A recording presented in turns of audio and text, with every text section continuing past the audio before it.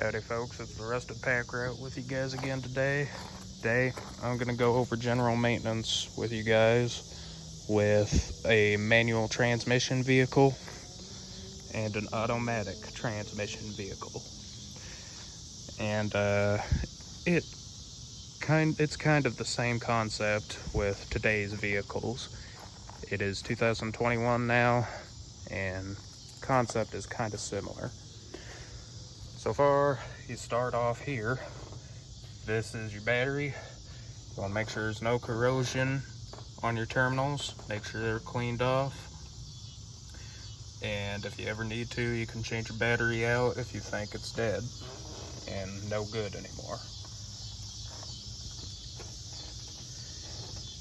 Making our way over to our antifreeze. You want to make sure that this is full. But you also, when you check it, you want to make sure your engine has not run for a good long time. If you check it while your engine is still warm, you risk burning yourself. So ideally, you check it after you go to bed and after you wake up in the mornings. That's a good way to put it in the safest way.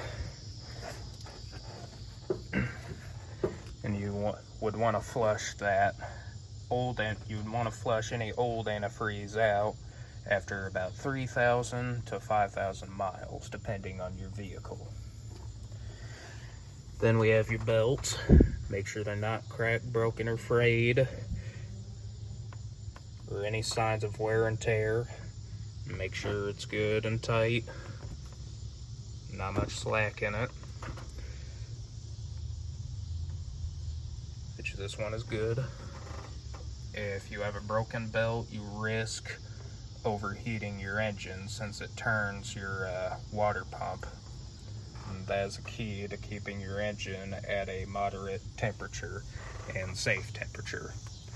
This is where your air filter is, at least on this vehicle, but all vehicles use air filters, except for your electric vehicles, like Teslas. On this one, you just got to unscrew these, and the air filter's just sitting underneath the cap here. Take that off, and there's the filter right here with all those bows. If it's dirty, go ahead and replace it, because that's what makes a clean fuel burning mixture in your engine.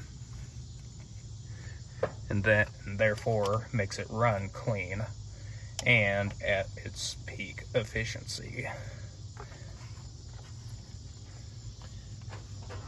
Next, we got our oil. This is where you want a rag, one preferably that you do not care for getting dirtier at all. And I'll show you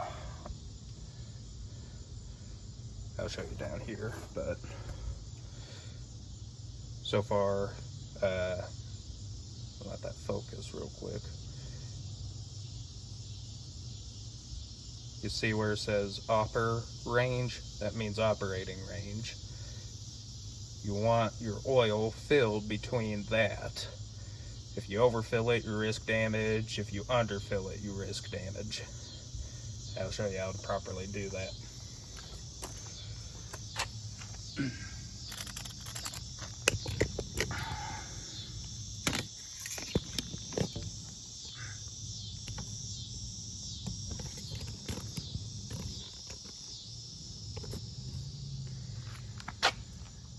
First, once you pull your dipstick out of your vehicle, you want to go ahead and wipe it down.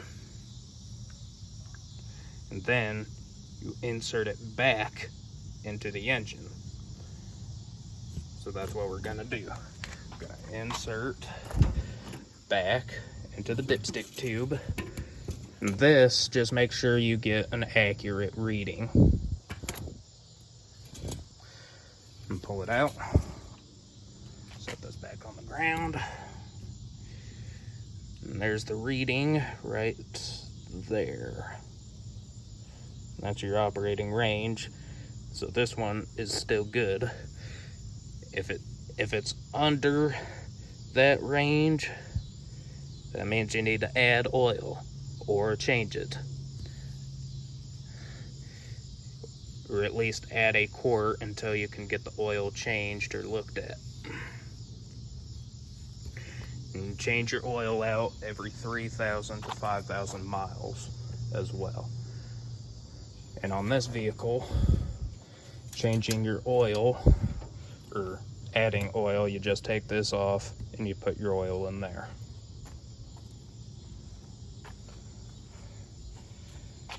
Next up, we have the brake fluid reservoir. And just set this right here.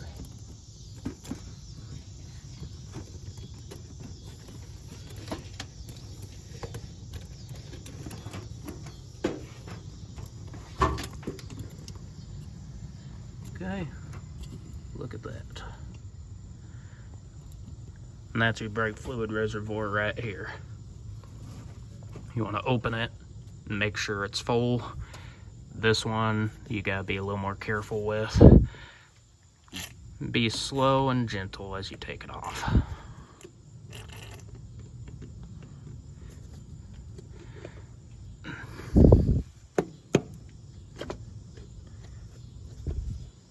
Here's the lid, and this is just a seal here, basically. And you want to make sure it's full in both the front and back. And these boots just basically make sure you get the most out of your brake fluid. You want to make sure this is full for sure. And if it's empty, it'll get air in the system and you won't have any brakes. And that's not a good thing. You want to keep that full as much as possible. If it's ever empty, the main reason is usually because there's a leak in your brake lines. And you'd have to get it bleeded and get your brakes bled. That way you'll have safe operation of your brakes. When putting this back on, you actually want to take the boot out and you want to put it on the lid, and then you put it back on.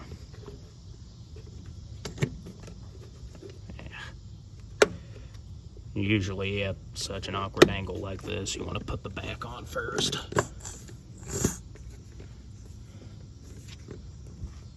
There we go. And this is where the rag comes in to clean up any messes that you may make. It's called getting your hands dirty. It's part of doing general maintenance.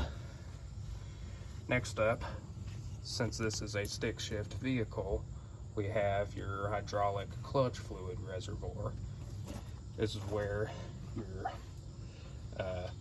you can just put brake fluid in. Like in here, in the master cylinder for your brakes, you can use DOT brake fluid as your hydraulic clutch fluid. You just want to make sure it's full. It doesn't have to be overly full. Make sure the boot's all retracted in. Make sure it's got plenty of fluid in it. Again, it doesn't have to be overly full, it just has to be like where it is now. But I'd recommend this level, honestly, because that is a safe level to keep it at. If it's too low, you risk bringing air into your hydraulic fluid system, and you won't be able to shift your gears in your vehicle.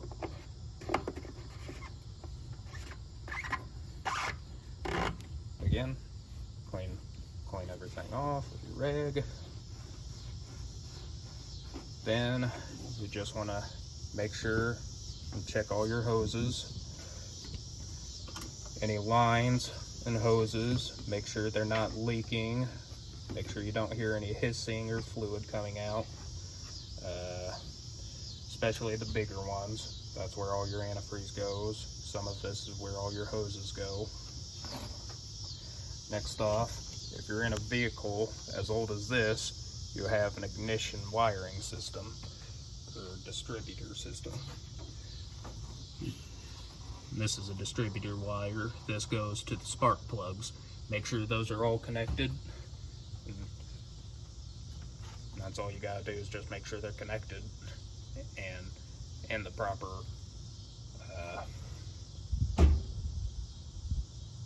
crap. Firing order. Yeah, firing order.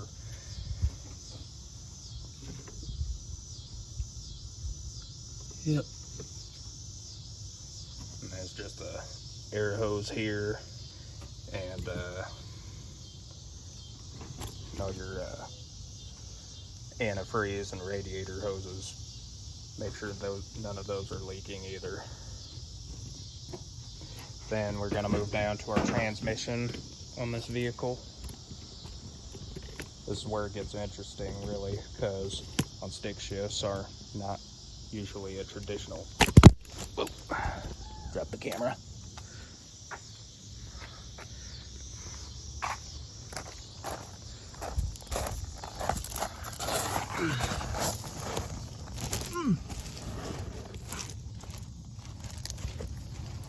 Get my head under here. Okay, there it is. This bolt basically is where all your transmission fluid is, and you unscrew that and you put your finger in there, and if you can feel transmission fluid there, you got some. If you can't feel any, you need to get that filled up by any means of a lift or have a mechanic fill it. Down to your choice. You just gotta fill it with like a little squirt pump with transmission fluid.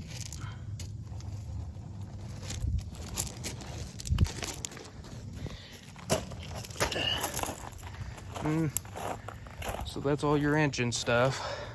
This is where these two toys come into play. Sorry about that. This is an air gauge. This is how to check tire air pressure. You can do it for all 4 tires. Just take your valve stem off. And on these tires should be about, I think, not a lot. Yeah, about 40 PSI. It varies from tire size to tire size and wheel size, but these ones don't need a lot, just like 40 or 50 PSI. Then you want to check your tread depth on your tires. If it's less than 3 seconds, that's a danger zone.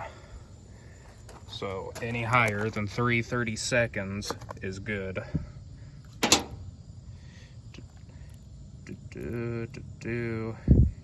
We are at 8 seconds, so we have plenty of tread depth.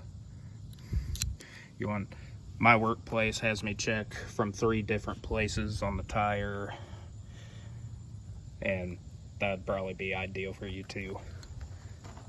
Then you just want to check your windshield wipers, make sure they're not worn,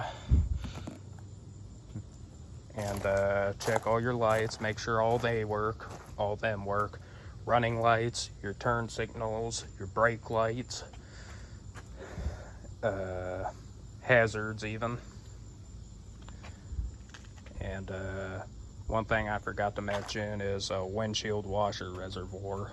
Mine, I don't think mine is equipped with any on this S10, and neither is the dually, but it should be like a washer. Well, it is equipped, it's just not hooked up or anything. Should be like a reservoir like this. It's a pretty big reservoir, and you just fill it with the blue windshield washer fluid. Fill it up however you want, preferably to the top usually. Should be all set. And so that's the end of that story on manual transmission vehicle maintenance, in simple terms. And we'll be moving on to automatic transmission vehicles now. See you in the next one. Thank you.